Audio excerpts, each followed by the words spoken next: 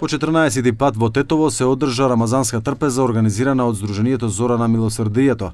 Денес беа поделени околу 700 ифтари за социјално загрозени лица и дел од студентите, бидејќи повеќето студенти првиот ден од Рамазан го минуваат дома. Висар Џафери вели дека целта е оние кои немаат финансиски можности да добијат топла храна за време на месецот Рамазан. Sot si dita e parë, agimi i bamirësisë fillon me 600 deri në 700 iftare.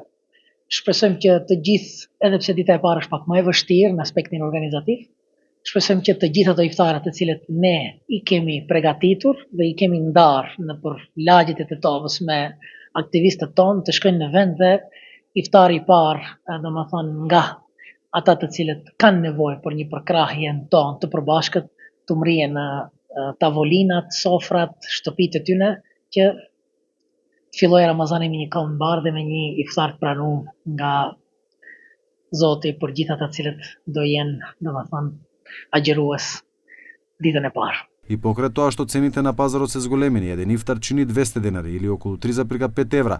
Од Сдруженијето велат дека трошоците се големи и дека организацијата не е лесна. Kosto është e madhe, tani kur themi e madhe nuk themi për ta hiperbolizuar, por themi për shkak se si dini edhe vetë çmimet kanë ndryshuar. Çmimet e produkteve bazë të artikujve ushqimor kanë hypur dhe çdo vit po e shohim se kostoja e këtyre 1000 iftareve po ndryshon ndjeshëm.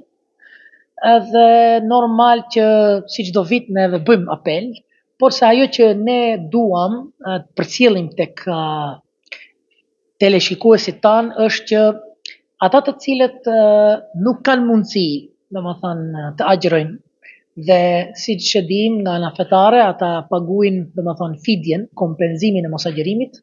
Unë mendoj se agimi I bamirësisë dhe iftaret e saj janë një adresë tepër e qelluar për këtë çështje, veç asaj që ata të cilët duan të japin sadaka, domethënë për një iftar janë të mirëseardhur. Од Сдруженијето велат дека сите кои сакаат да донираат ифтари за студентите и социјално загрозените може да придонесат и со прехранбени продукти.